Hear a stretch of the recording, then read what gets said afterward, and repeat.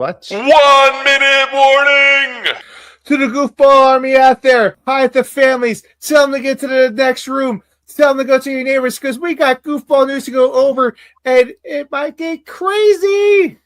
Typically does, guys. If it's your first episode ever, you got like 30 seconds before we start, so not enough time to go to the bathroom, but go get a drink, because trust me, you're probably going to need it there. In the meantime, the rest, if you haven't already, go ahead and hit that thumbs up, hit that subscribe button, hit that bell. That way you know about future episodes as well, guys. Buckle your seatbelts if you haven't already. Make sure your tray is in the upright position here, guys, because we are just about ready to get going. And guys, if you want a crazy ride going forward, a bunch of nonsense, but all nothing but the truth about the Giants, listen in, buckle in, tell a friend. Let's go. And now, here are your goofball hosts, Drew and Rob. Welcome, fellow goofballs, to Two Giant Goofballs, the New York Giants podcast. I am Drew, joined as always by me, Rob, a special edition show, if you will. Special, extra, read all about it. The Giants spending more money. It's amazing. Everybody's like, oh, they have no money. They can't get anybody to free agency. It seems they disagree with that theory. Yet here we are. And they haven't even made all the cuts. They haven't even made all the cuts yet. So, listen, we got a lot to go over with you guys. We got one player re-signed. We got 3 more players signed. Plus, we got a few rumors to go over. So, let's get right into it, guys.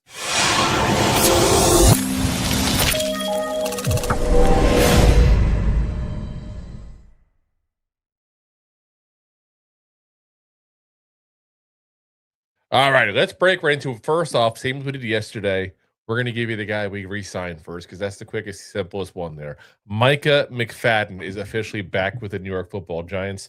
Definitely was a hope that we were going to have him back to a 1-year, prove-it kind of team-friendly deal, which is exactly what this is. 1-year deal, $3.75 million. Could go up to $5.75 million for him there. With incentives. And this is pretty much, Rob, correct me if I'm wrong, I think we said 1 year, $5 million what we wanted to back at. That's pretty much right where we're at. So, yeah, perfecto. So we're right there. So, yeah, exactly where we wanted to be. So, we end up getting him now, obviously, basically skipped a year last year, played in just that first game and obviously didn't even make it through the first game because of injury. But otherwise, he's had a little injuries here and there, but nothing too horrible. So, 1 year of injuries isn't going to freak me out. Last year, 2024, I should say. I guess last year to last year. At this point, it sounds weird to say 25 is last year now. The year prior. The year prior to the year prior, 24. He had 107 tackles. He had 101 back in 23, which was the year before. So, he's had a couple good back-to-back seasons prior to the injuries. We all know what he is, though. Micah McFadden is that guy that you can put up there, play linebacker. He's going to be decent against the run. And you probably want to have more of as a 2-down backer. In a pinch, you can throw him out there. He's not the worst guy to have out there in 3rd down, but he's not your ideal guy. I am perfectly happy with having him back. And I like the deal because the deal doesn't preclude us from getting somebody else. Whether it's Sonny Styles in the draft, I know you all like him. He's become the darling of the NFL since that combine. Yeah.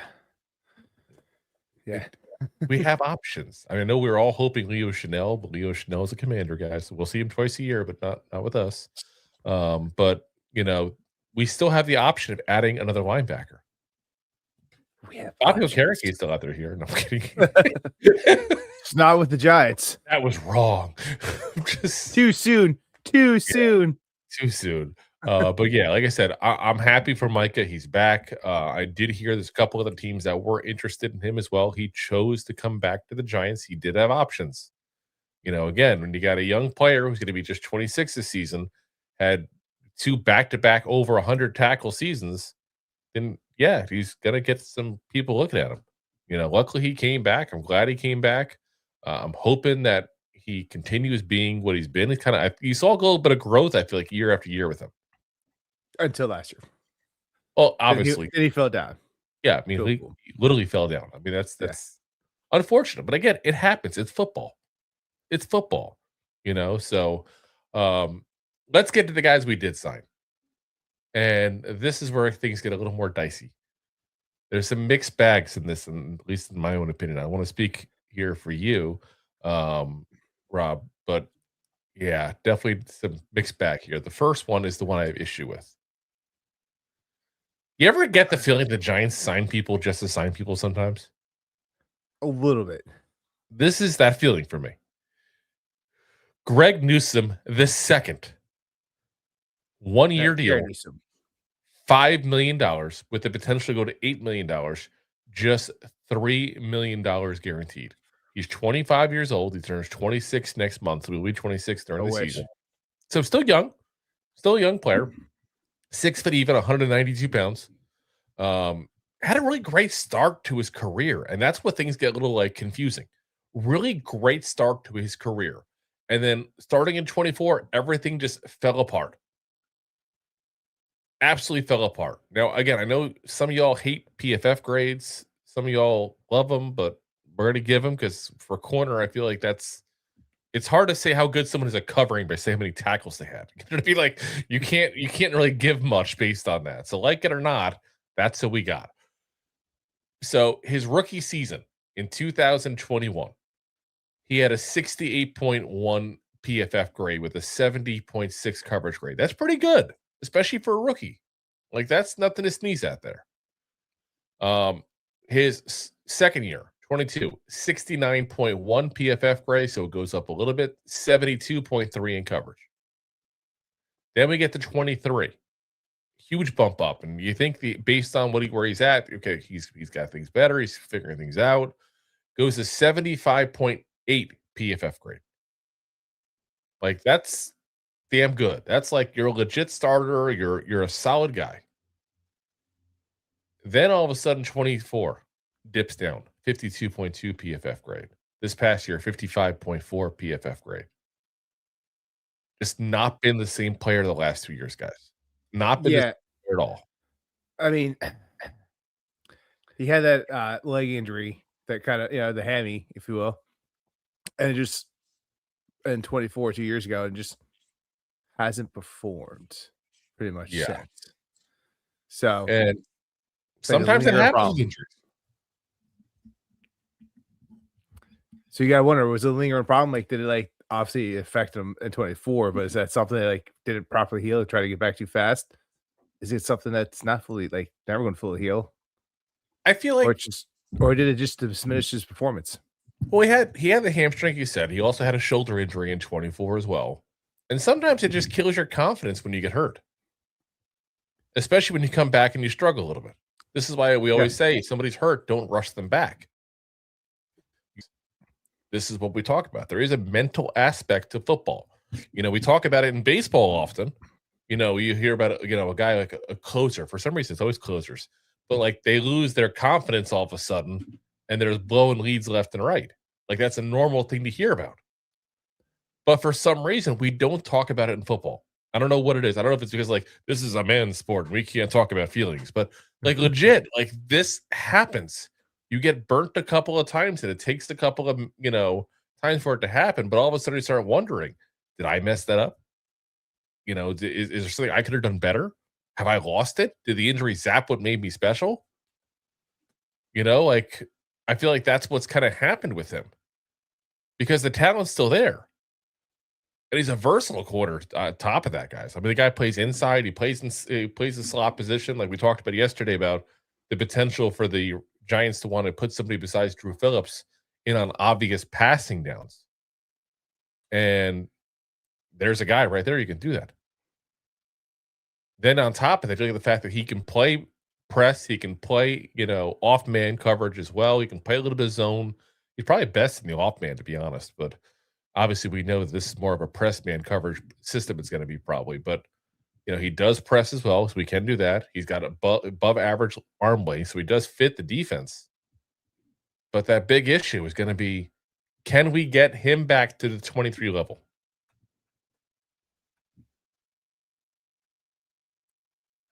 I don't know. I don't know. And I'm looking at what he's been the last couple of years, he says to shelf himself. And, sometimes in those scenarios, you go, new scenery. That's what he needs. He got one last year, and he got benched by the Jaguars. The Jaguars. Yes. I felt like the Giants went and said, we need to get a corner. We're just going to get a corner because we don't want to have that kind of hole. Well, I mean, our problem is corner and the depth of corner. So I look at $3 million and I think, all right, yeah. They plugged $5 million, $3 million guaranteed. Yeah.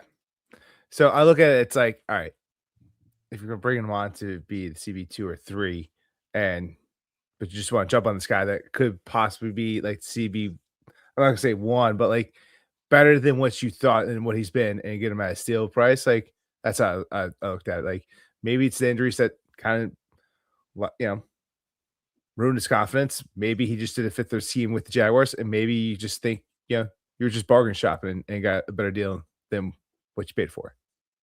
I feel like and hope they went into this signing as saying kind of what you're saying, like as far as the depth part. Like, he could be a depth piece, and in a pinch, if you had to start him, maybe you can. Yeah, or maybe he's better than what he has been, and maybe we get a little more out of him. Yeah, so maybe they see the flaw. Maybe they see the difference between where he was back in 23 to where he's been the last 2 seasons. I don't know. Again, we don't know where their thought process. They're not going to tell us, obviously. I wish they would, but they're not going to. Yeah, maybe he fits the scheme that we want. And to be honest, we don't even know the full scheme we want. We're assuming scheme because of what Denard Wilson's done in the past. But we don't know. We don't know for sure. I would love to sit there and say we do. We have no. But for what we think he's going to do, he fits. And I like the fact that, again, he can go inside, he can go outside, because I'm sorry, listen, we love Drew Phillips' rookie year. But I feel like that rookie year, as great as it was, that sophomore year there for him, he was a liability in coverage at times. Flat out a liability in coverage. So you can bring a guy like Newsome in. He can play slot corner if need be. You can maneuver some things around there. And hopefully he's not the guy we're counting on to be the full-time outside corner. But we just don't know. We'll have to see. Time will tell. There's still more free agency to go. There's still, obviously, the draft to go. There's still plenty of other options. There's plenty of ways they can go. So I don't want people getting too freaked out over it. But this is the one I think was kind of a head scratcher for me. It was, I want to say a head scratcher, but it's like this time of free agency, like you should be going after like your 1s and 2s, not your 3s and 4s. Well, I think what upset me more is the fact that we saw Tariq Woolen go to the Eagles on a 1-year, $15 million deal. I would have paid the $7 million extra to go get him. I would have loved to have Woolen over Newsome. Yeah. It's worth the difference. Even though it's literally almost twice as much money, it's worth the difference. Because we already know what Tariq Woolen's problem is. He's been a little grabby, had some penalty issues, and those issues will come back to bite you. Easy to spot, easy to coach, potentially. Whereas Newsome, good luck. And I say this with all due respect, like mental health is a legit thing. But if I'm right in what I'm seeing here, and this is an issue of confidence, that's not so easy to rebuild. Like that takes time. Especially if you don't have strong people in the position he's at. So saying like, who's going to be your number 1? Banks? That's an issue. Well, you got to do some right now. Yeah, but I'm saying like, was he supposed to outfight for Banks for his job? Is he supposed to be 2, like 3? Like you need like at least 2 starting cornerbacks. Yeah, help rebuild the guy that should be in that position to rebuild his confidence. Be a solid number 3, and then or even 4, and let him. I mean, I feel like that's where I'm hoping he's going to be at. It's going to be between him and between Newsome and Banks for CB3, basically. That's where I think the proper spot is for him. But who knows? We have no way of knowing. Until we know the whole entire thing, we have no clue. As of right now, he'd be CB number 2 potentially. And that's a little scary. And that's okay to say that's a little scary. But we also don't know the full picture. We don't know who else is coming. And we all know we'd love to see Deonte Banks never step foot on a field again, except to return kicks. So I think that's why everybody's freaking out. We lost Flott. So far, we brought back is Newsome. So you go, he's the new Flott. That's kind of a downgrade. And it would be a downgrade. But until we have this offseason ready to go, till week 1 hits the regular season, I'm not going to worry too much. Unless we see Newsome being burnt like crazy in training camp and all that stuff. And then I'll be like, God damn it. Got the Mark Wallers here, so to speak, of quarterbacks. Those baseball fans know that reference. Be terrible. Yeah. Just saying. That's where I'm at with him, though. But like I said, it's not that I hate it. If we had signed, I'm just saying this like legit. If we had signed, let's say hypothetically, a decent starting corner and then signed Newsome, I'd be like, okay, great. Depth piece, try to see if you can fix him, whatever the case may be. I think that's what just kind of flips people out is that as of right now, he's probably CB2. There's a lot more time to go, but as of right now, if this is week 1, you'd probably see him on CB2. And that's what's got before. Like you need to get a better piece. Like you're thinking about depth, like your 3-4s, like that's not where you should be looking at right now.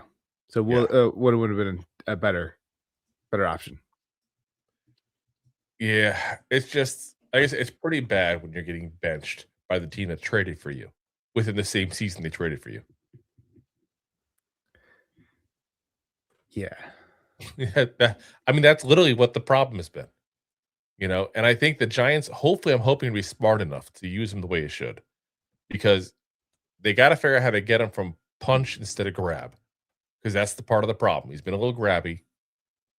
He doesn't have the elite closing speed. So if he makes a mistake, he's getting burnt. And he knows that. And that's where I think probably better off in the slot or maybe just moving him around.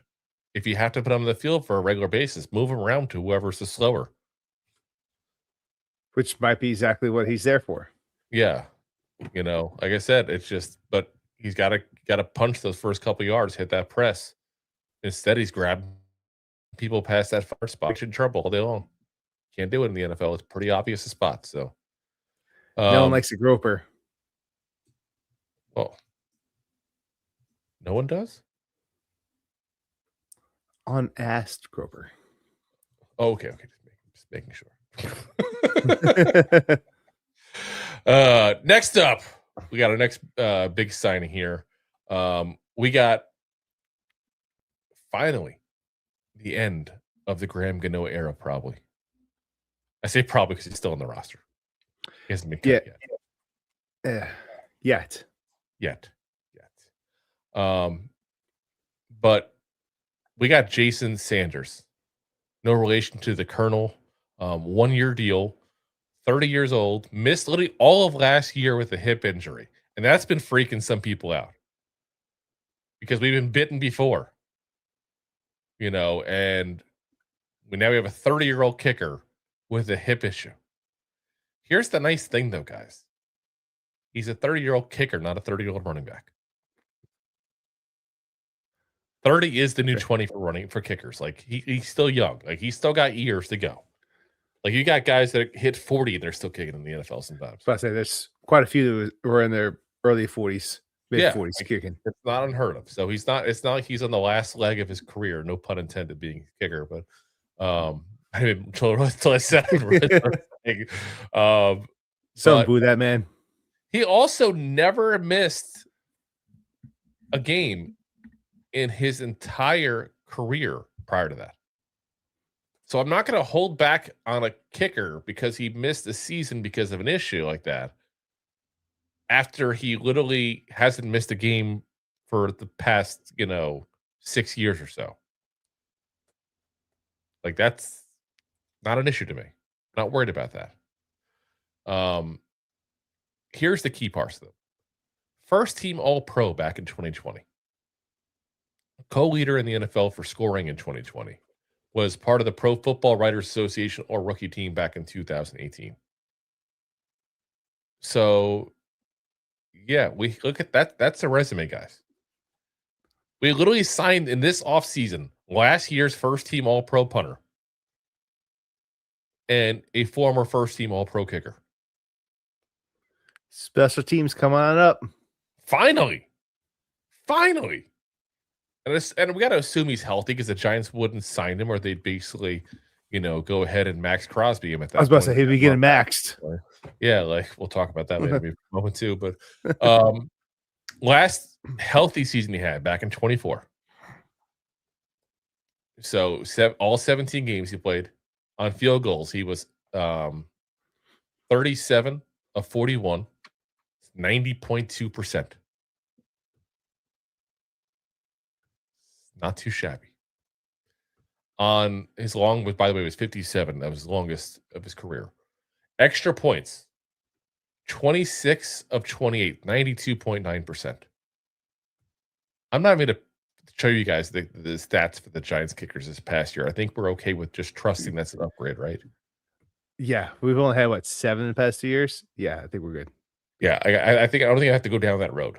For his career, 187 of 221 field goals, 84.6%. Extra points, 259 out of 268, 96.6%. Yeah, I'll take it. All day long, I will take it. Big time upgrade. Yeah. And guys, just remember, Harbaugh came in and he cleaned out not just the coaching staff, but he also cleared out the back of the house stuff and got a new medical team. Yep. There's a lot of new stuff. So when we talk about torn ACL guys and coming in and oh my God, he fits part of the scheme, must be okay. Guess what? There's a new person looking at him. Yeah. Like I said, I love the deal. And you know what? I haven't heard anything about Sauls either. I have a feeling Sauls be brought in for camp. Let him and Sanders battle it out just in case Sanders isn't fully healthy. And I'm actually okay with going with Sauls if we have to, even if something happens like that. But we brought in a guy now that should be a huge upgrade over what we've had since the start of the injury years of Graham Gano. When Graham Gano is healthy and on point, this guy is probably his equal. But the difference is, besides last year, he hasn't had the health issues. And it's easy to say when I say besides last year, obviously, but he's been, for the most part, healthy.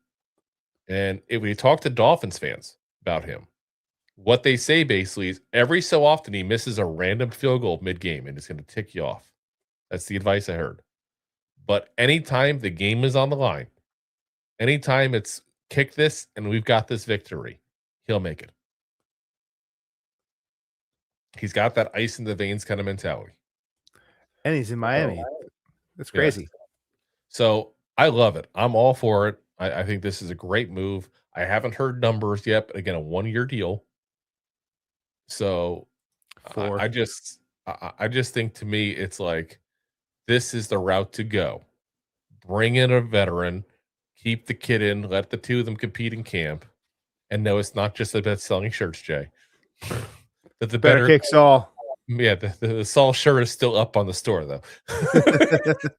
But like I said, I think that's a really good move that you solve the kicker issue, hopefully. Assuming he's healthy, and again, I got to imagine that they're thinking he's healthy with this deal. You've solved the kicker issue. And that was a big sticking point for a lot of us.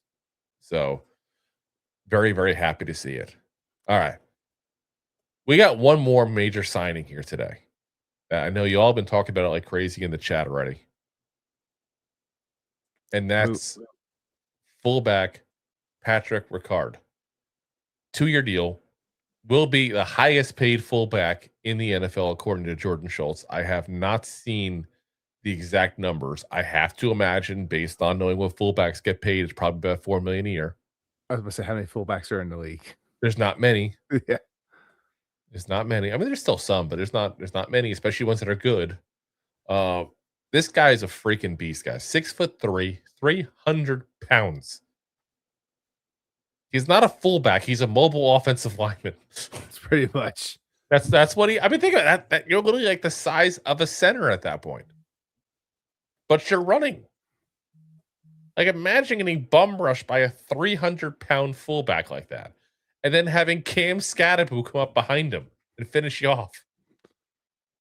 Who may not be big, but he hits like big. He's like a Chihuahua as a running back. Or that's what's blocking for Cam going up the middle. Like, my God. Like guys, I gotta say, I think the vision is now that he's officially here, and we talked about him much during the days coming up to free agency as a possible guy for the Giants to get. I feel like this is a telltale sign of what the Giants plan on doing now. We see they went double tight end now. They got Theo Johnson. They got Isaiah Likely. Now they get Patrick Ricard. They haven't rushed out to go emergency. We need a wide receiver. We need a wide receiver. They haven't rushed out. They could have done it. They could have overpaid for Wandale. They could have overpaid for Romeo Dobbs, who signed today for $20 million a year. And I kept hearing people say they wanted him. He's not worth $20 million a year. Rob, you watch plenty of Packers stuff, right? Yeah. So I know you're really watching every Packers game. Well, not every, but quite a few. Yeah. I would have paid Wandale $20 million before I would have paid Romeo Dobbs. Hands down. I mean, Alec Pierce got $27 million. I mean, it's insane what these receivers getting. So instead, what the Giants are doing is they got 2 pass catching tight ends. They're going to go ahead and go with a nice bruising fullback. Think about that for a moment here. Think about going into a formation with double tight end, having the fullback in there, and you have 2 options. You're going to load the box to stop the run. Hypothetically, let's say you do that for a second. Now you have to top up at that point for Malik Neighbors. Mm-hmm. And or you respect the game of Neighbors and you don't stack the box. And now you have a tight run formation ready to go and you just pound it down the defense's throat. Jay says ground and pound there. Oh, yeah. This is going to be an old school football team, guys. Like legit old school football team, like the Giants of old. I can't wait to see it. I'm so ecstatic. It's not even funny. And listen, I get it. There's not a lot of fullbacks left in the league, but when you can sign a guy who's a 5-time Pro Bowler, 1-time first-team All-Pro, and a 2-time second-team All-Pro, you freaking sign him. And that's what they did. And I don't understand why we've stopped doing it entirely. Well, they try to, get with Darren Waller, yeah. Well, I was just talking about like with fullback position. Like they moved away from the fullback position because they were trying to get bigger running backs. This way, they have multiple positions for the one guy. But listen, sometimes you just go back old school, get that fullback. Yep. And we talk about this too. You got 2 tight ends to get to help, extend that line, but you also got the guy from behind the field that's going to help extend that line. So if you're going to throw it down the field, guess what? You gave your quarterback more time. Yeah. Like I said, I'm absolutely freaking loving this move. And this was a move we were hoping for big time. I mean, imagine Scattaboo and Tracy back there with a blocker like this. It's just absolutely insane. This is, think about what happened to Derrick Henry. I mean, we talked about this before we talked about Ricard, but just in case somebody didn't catch that there, it might be new to the channel. By the way, welcome if you are. Let's pull up Derrick Henry's stats real quick so you kind of see what I'm talking about here. Derrick Henry, his last 3 years in Tennessee, 4.3 yards per carry, 4.4 yards per carry, 4.2 yards per carry. So it doesn't take a genius to figure out that he averaged 4.3 yards a carry those 2 years. This 3 years, sorry. Last 2 seasons with the Ravens, 5.9 yards a carry, 5.2 yards a carry. He's literally averaging a yard more per carry with the Ravens than he was with the Titans his last few years there.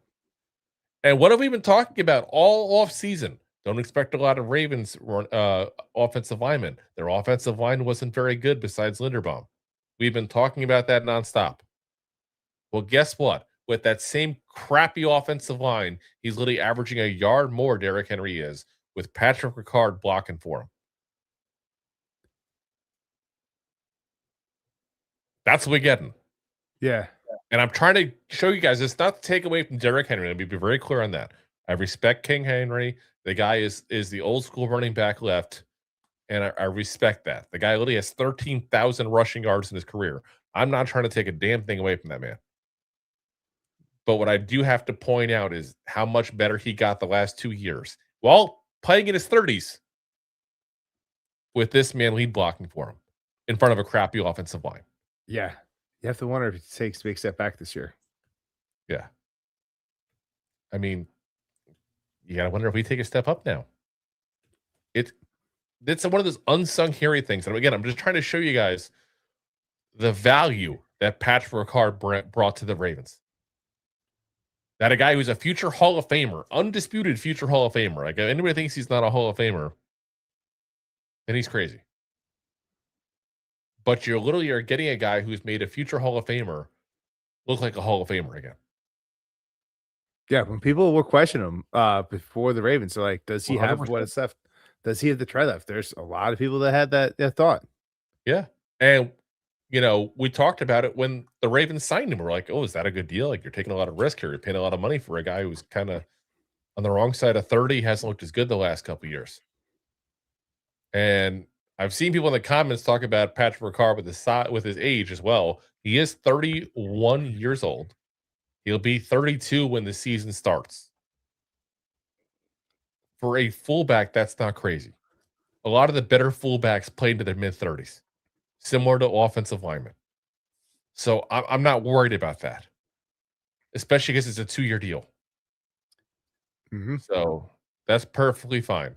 And I didn't realize this until just now. He has the coolest nickname ever. Pancake Pat. That's why it's 300 pounds. I love it. That's why it's 300 pounds. He loves the pancakes and turns the other players into pancakes. Listen, I came right from work to do this show with y'all. I haven't even had dinner yet. Maybe I'm going to have pancakes now in in honor. Celebration, in honor of Patrick Ricard, Pancake Pat. Also, I see David in there saying, why not use Chapman? I thought he did okay and was on our roster. I want you to go watch film of this kid. Seriously. And then see if you think Elijah Chapman can do that. No disrespect to Chapman. I thought he did an admirable job for a guy who hasn't played fullback since high school. But you're literally talking about a guy who's all pro in the NFL compared to a guy who's playing his first snap since high school. It's a big difference. It's a huge difference. So, all right. Before we get going, we do got to go over the rumors, which we've got a couple of rumors to go over. There are 2 minor signings that I do need to mention real quick that we did get re-signed a couple guys that I forgot to mention we did our re-signings because, quite frankly, they're bottom of the roster guys. Not sure what I mean about it, but it is what it is. But we're going to go over that. Also, the rumors. Are we going to get a guard? Is Brian Thomas Jr. available? All that kind of fun stuff. But before we do that, we always got to go ahead and remind you guys. And before we even do that, because we're about to pay the bill, I just rolled. Pay the bills. We got a super chat here. We got from the Dark Cow 11 says the the Ravens are in piss right now. Hell yeah, they are. And he's not the cow that we wanted, but he's the cow we needed. Thank you, bro. You know what's crazy is that think about this. Okay, since he's bringing up that he paid the money, we're going to talk about it real quick there. The Ravens right now, think about it, they've lost Isaiah Likely, Tyler Linderbaum. They've lost, multiple players to us as well, Ricard today and stuff. I mean, it's just like they've lost multiple defensive backs. One to the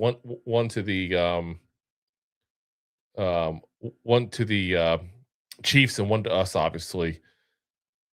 Now today they find out they're not even getting Max Crosby. That deal's falling apart. So for those who haven't heard yet, that fell apart tonight. Injury apparently it didn't go ahead and pass the physical. Yeah, that's they're trying to redo that team with some solid players. They're getting rid of some solid players. They're trying to bring some in, but like, but I think they were okay with getting rid of some of them because of the fact that they were getting Max Crosby. You can go, you know what? Okay, I'm losing Linderbaum. I'm losing a top, Pro Bowl center. But I'm bringing in a guy who's one of the best pass rushers in the game that actually plays the run, does all these things. Yeah. And I don't know what they do. And you know what the thought came to me is from the Raiders side is what do the Raiders do? They signed a ton of players. Can't even afford to sign these players now. And no one has the answer to that, by the way. So if you hear anybody say yes or no, no one has the answer. Because if they had that answer, they have to know the breakdown of every single contract the Raiders have signed. So, yeah, they don't know. They don't know. That what I love to the about Raiders. this, I love about this is I've heard people say, "Oh, what if the Cowboys get him? What if the Cowboys get him?" Guys, if he failed the physical for the Ravens, then the Cowboys would have to offer things up for damaged goods. And without knowing the particulars of it, and I'm not allowed to know, it's HIPAA and all that kind of fun stuff. HIPAA.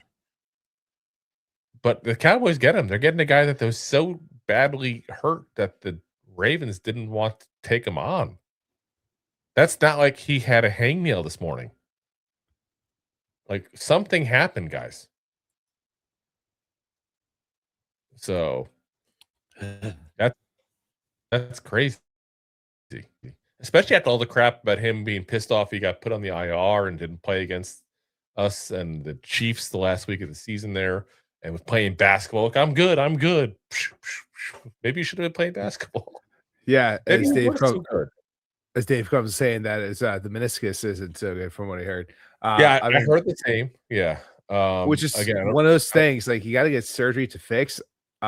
Typically doctors don't like doing it, but like at his position, like if it flips a certain way, they have to go in there and put a quick stitch in there. But typically they don't like do that unless they're going in for like an ACL or something. They usually like, hey, figure it out. That sucks. Yeah, I mean it's absolutely insanity. Again,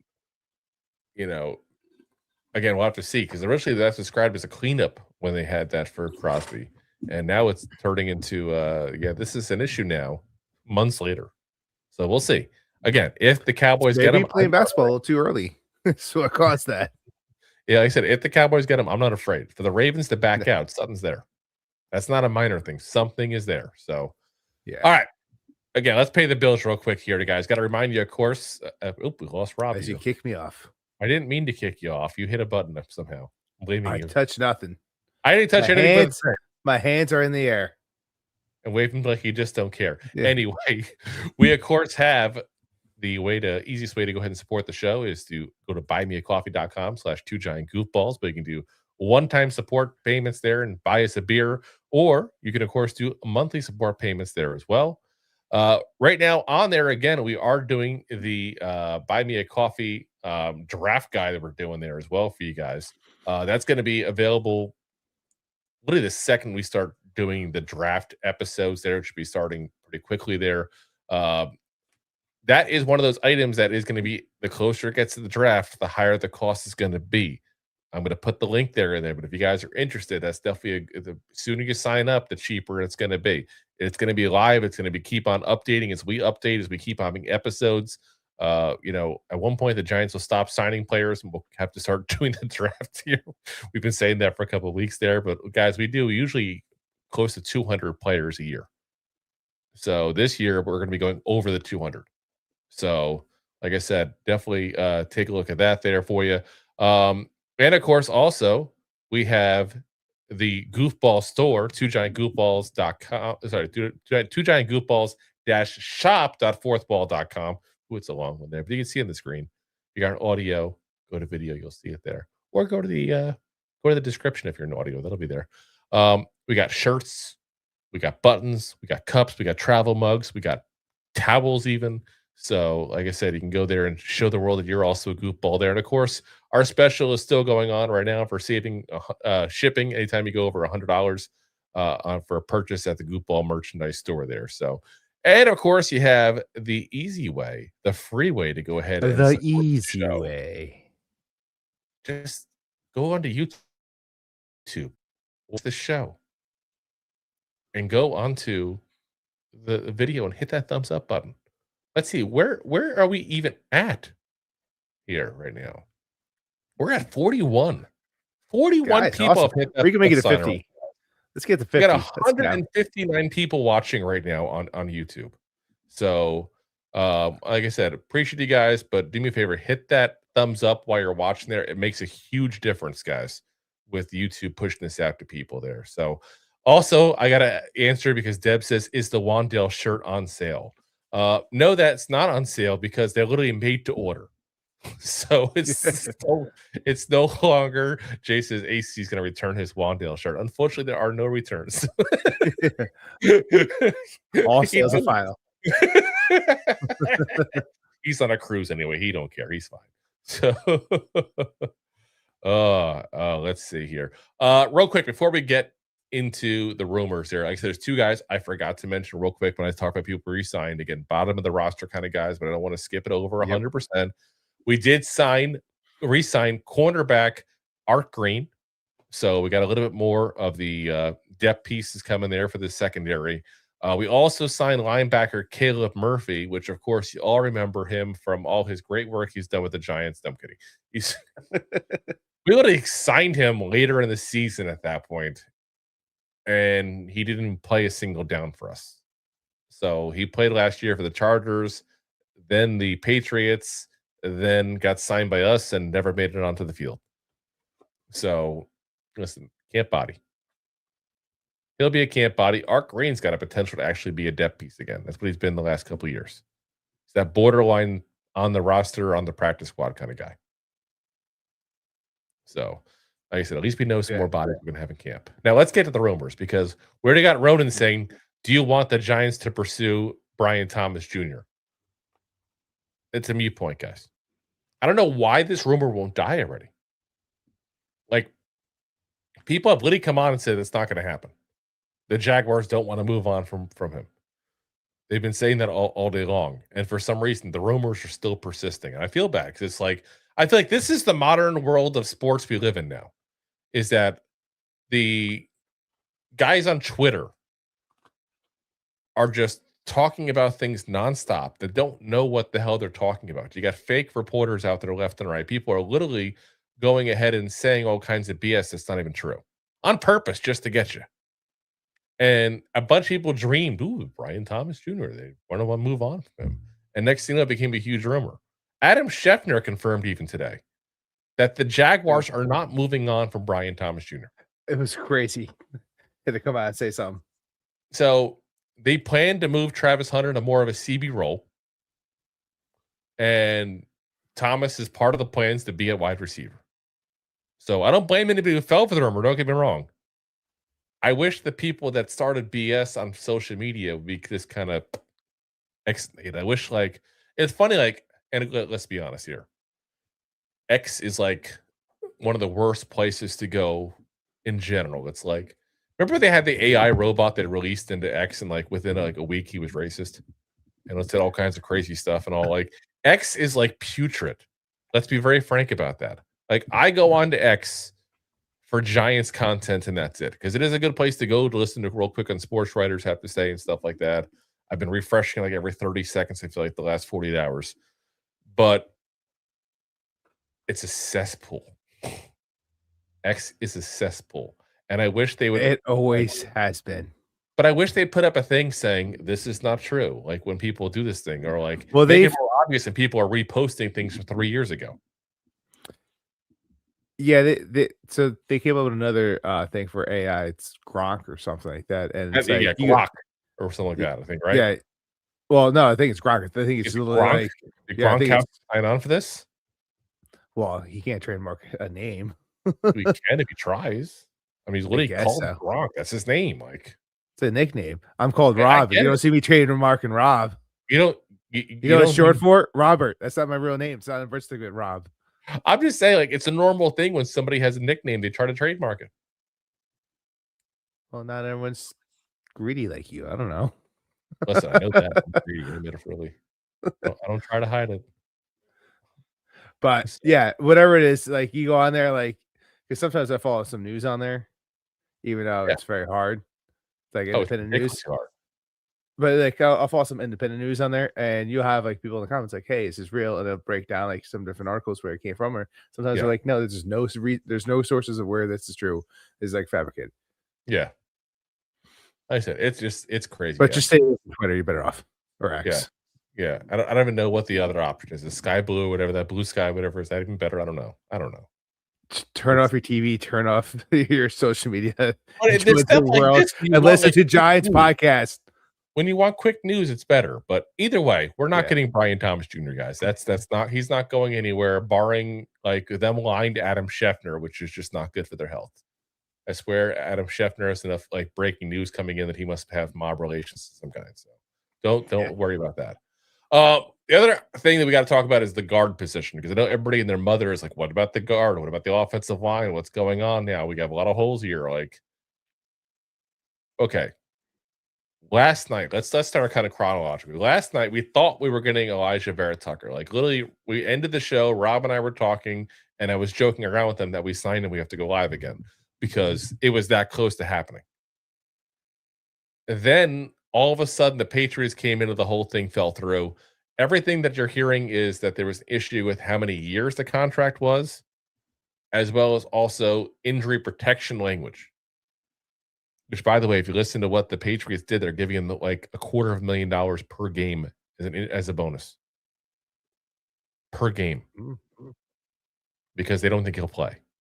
Let's be very frank.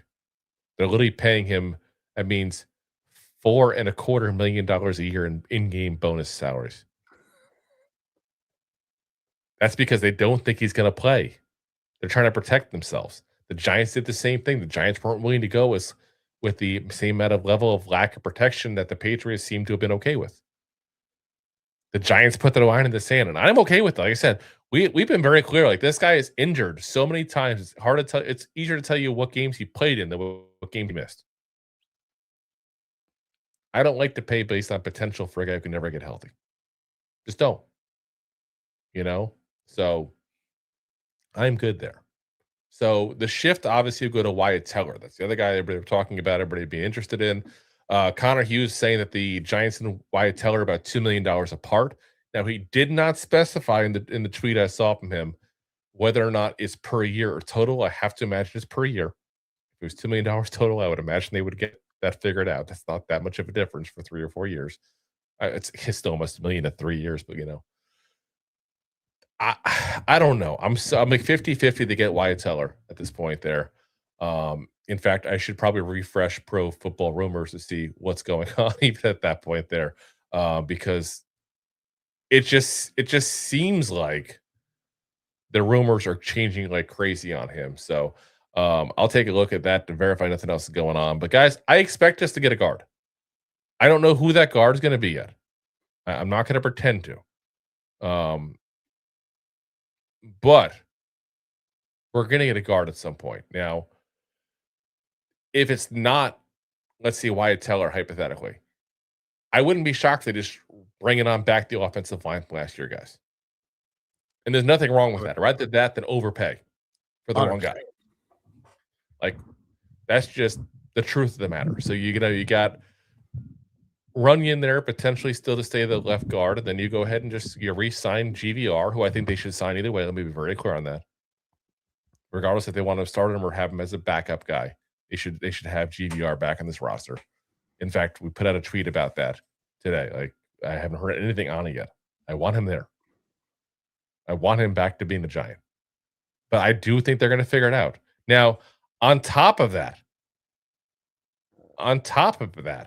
I wonder if the Giants aren't really that interested in moving on from JMS center right now. I don't think they are. Yeah, I go back and forth with that. Like, you drafted him, you wanted more from him, you haven't quite got it. But around the league, like, I don't know. Like, you're gonna have to overpay for a center to come over here. Yeah. I think they're gonna ride this out and see what happens next year. Yeah. So, like I said, I'm not thinking that we're not necessarily that high on moving on. I mean, that's fine. I'm okay with having JMS of the year and see if he progresses. He progressed last year. Let's say hypothetically he progresses again. He's finally healthy. and he becomes an okay center. Not every player has to be an all-pro, guys. Yeah, listen, I would love it. If you got all pros around you or above average players around you, your average center is going to look above average. Yep. David says we should never have gotten rid of Kevin Zeitler. And listen, that's a guy I'd still be interested as well. I would be very interested to see if Kevin Zeitler would come back to the Giants. He had a falling out, if you guys remember, when he went ironically enough to the Ravens. That connection with Harbaugh. But Kevin Zeitler's a little up there in age. He is probably better than GVR is, but that's not to disrespect GVR. Kevin Zeitler is just a very good guard, but he's also getting up there in age, same as GVR is. So year to year, you don't know what you're getting anymore. If we could somehow pull off Zeitler and GVR, I'd be very happy with that. I'd be very happy with that.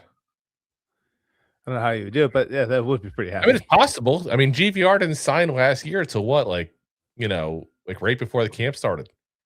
And it was a minimal deal. People have not been high in him for some reason. I don't know why.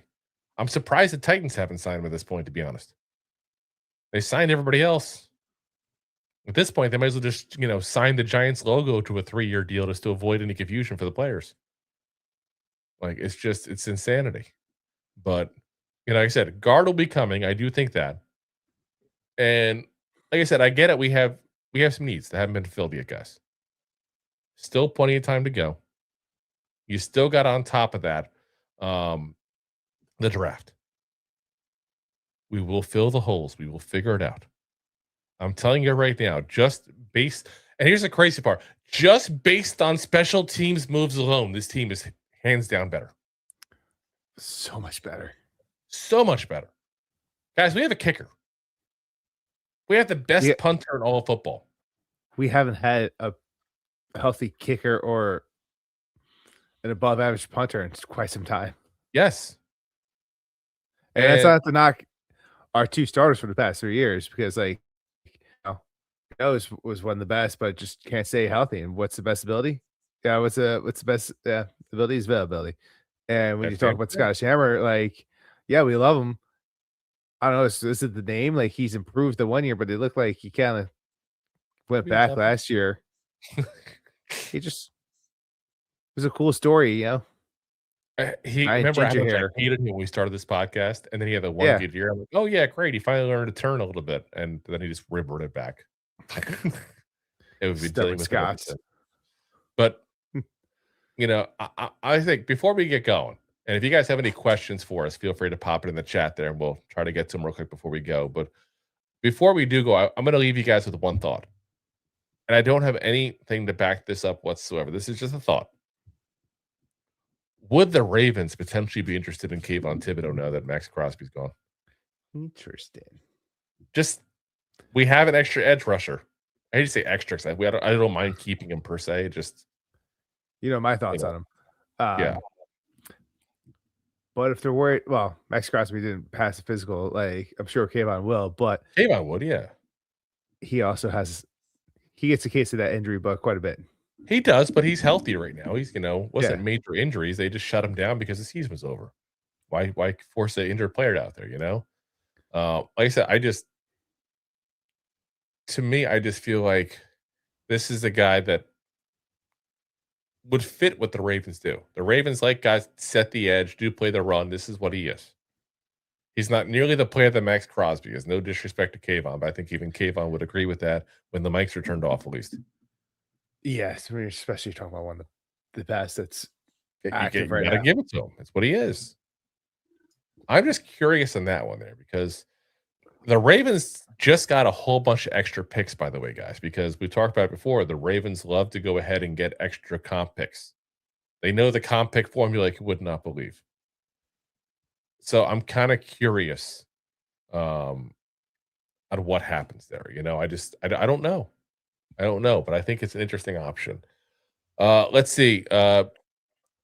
Jay oh my God, I'm going to mispronounce your username here. So you. No, Jay, it's not Juan Jennings. It's not Juan Jennings, no. So he says, we need to pick up a receiver and draft a receiver in round 2. Who do you think is the most realistic for pickup? Listen, I've been on, and I'll let Rob, in case you have a different opinion than me. I've been on the last couple of days the idea of getting Mooney. I think he's a guy that fits. I think he gives you a lot of what you would have gotten from Wandale. Different way. I mean, he's a different player, but he would have got similar yards wise potentially to Wandale would got, assuming that Neighbors is healthy. And I think he's going to be a whole lot cheaper. He was drafted by the Bears when Nagy was there. He had his best season with Nagy in Chicago. To me, it just makes a lot of sense. But I don't pretend to know the personal relationship between Nagy and him. You know, sometimes there's things behind the scenes that you just don't know. But he's still out there. I haven't really heard any rumblings of anybody wanting to sign him. He was injured last year, so a little bit of an off year because of that, but he's not usually an injury-prone guy. So I would get Mooney personally. And then I would still have to go draft somebody. And like you said, round 2 is potentially the spot. But in the end, I'm a big fan of draft the best player available. So if the best player available happens to be a wide receiver, then sure. But if the first best receiver happens to be the best player was a receiver at pick 5, then go for it. If your best receiver, player available is a receiver in, round 4, go for it. You got to pick right. You got to pick right. That's for sure. So, Rob, you got a different target, or are you with me on that? I go back and forth. I want to go to the draft, I think. Yeah, what's out there? Like, I do like Mooney, but I don't know if he's not a replacement Wandale. But like, just the way we're set up, like, I do agree with you more this week that after free agency, with the moves we make, that I do think he's a better fit. I don't know. I'm so upset about it. To me, it's just Mooney makes it where we don't have to depend on Slayton to be the starting outside receiver. And you can still go back and forth those guys a little bit. You know what I mean? Like, one's a speedier guy, one's a guy who's like a more of a medium threat kind of guy. So it fits. I just don't think this is the spot that you sit tight on and wait for the draft. But you can't overpay either. Yeah. Yeah, we talked about the deals. Alec Pierce, $27 million a year. Wandale got, with the incentives, going to get 18, 19 million a year at that point. 20 million a year to Romeo Dobbs. Receivers getting overpaid like crazy. Overpaid like you would not believe, which is crazy. This is actually a decent draft for wide receivers. There's not a lot of things this draft is very decent for, by the way, guys. It's a bad year. Yeah. What about Tutu Atwell? I thought he resigned. Oh, I'm looking up right now. He's still available on Sports Track. Yeah. I mean, speedster guy, definitely a guy that would be. You can finally replace Hyatt. Why would we want to replace Hyatt? Yeah. Yeah, I mean, definitely a little bit of a down year. I did hear the Rams, by the way, were looking at getting another receiver. They were in talks with Mike Evans before he signed with San Francisco. They were in talks with Philadelphia about potentially trading for A.J. Brown. So it'd be interesting because if they get another guy, then they might not re-sign him. Maybe we get him. But he's got potential over there, but I think you get him cheaper than Mooney. But here's my only thing. And again, if somebody knows more on him than me, feel free. I'm not going to pretend to know every single player on the Rams roster. 10 games this year, 192 yards. Yeah, I'm pretty sure got injured. Then he came back injured.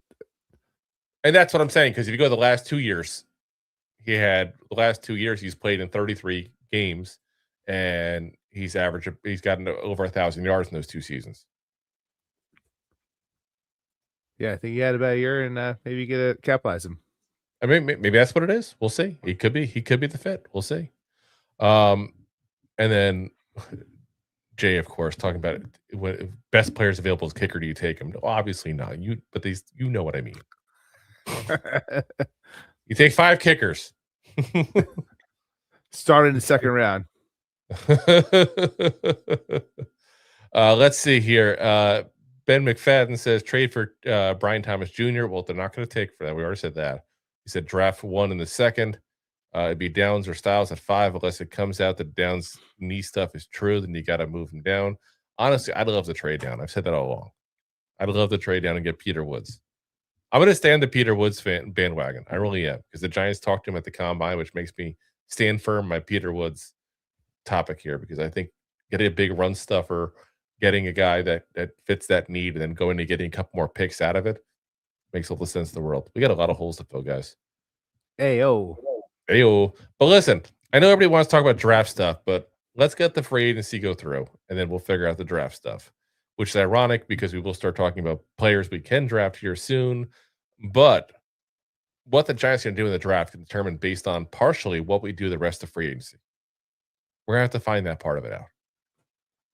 So, we'll see what happens. We'll see what happens, guys. Plug the holes in free agency so you don't have to overreach in the draft. Here we go. And then Mr. Beazle says Hollywood Brown or Brown as well. So we got either Brown, basically. But I don't know. Listen, I've said before, Hollywood Brown is a potential because of the Nagy thing. Obviously, the two are together in Kansas City. But we'll see. And guy, he's we're not going to try to down year. Yeah. Another down year, you get him on the cheap, from where you could have been. And yeah. The other guy, we're not going to try to pronounce your name again because we messed it up. He says, do you think it's possible to cut Deontay Banks and exile him from the state of New York? Nope. Not going to happen. Not going to happen. Ben McFadden said, what's going on, Leo Chanel? To think he's still an option. Nope, he is officially gone to the Commanders. There's something about the color red. He goes from the Chiefs to the Commanders. Finally, somebody actually wanted to go to the Commanders. Everybody, I feel like every big name I'm seeing, well, Jaden Daniels talked to him at the combine. Well, yeah, that didn't work out very well. I don't know if guys are afraid to play with Jaden Daniels because of the injury last year or what the deal is. Say because his arm's still hanging down off his. But I don't know. I don't know there. David says, try to pull Zay Flowers for Kayvon and Slayton. I wish. Sign me up. I'm going to throw this with you guys. And this is partially because of how much I love Zay Flowers.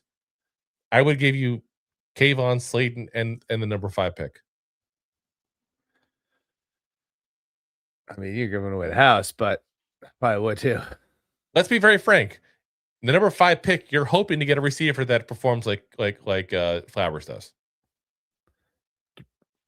You'd be lucky. You're looking for one like Slayton. I'm just saying, I would do it, and I'm insane. I know, but y'all know I have a huge admiration for Zay Flowers' game, and I think Lamar Jackson's holding him back. Been saying that for years. So, all righty, guys. Well, we said we're going to keep it short. It's now been an hour, so there goes that. But we are going to call it a night for you guys. We will be back again tomorrow discussing more moves. I'm sure the Giants will make some moves there. Listen, the rest of this week, I don't know what's going to happen, guys. We'll have to see how things go. We do this bonus one because there's a bunch of moves being made today. We don't know what we're going to be doing as far as the rest of the week exactly. We'll be definitely back on tomorrow for you guys. Probably back on again Thursday unless things hit a real low and there's nothing to talk about. We're not going to BS our way into extra stuff with you guys. That's not fair to you. Or us. We need sleep as well eventually. One day. But again, appreciate it. I've seen a lot of new faces as well. If you guys haven't already, hit that like, hit that subscribe, hit that share button there. Thumbs up. Again, I got to ask again because it really does help the show. If you haven't already, hit that thumbs up. I'm seeing here we got 170 people watching on YouTube right now. And let's see where we're at there. We're at 62 thumbs up. Can we get a 6.5? Get a 6.5. That means more than half of y'all haven't hit that thumbs up. Hit that thumbs up. I'm telling you guys, it makes a huge difference to creators.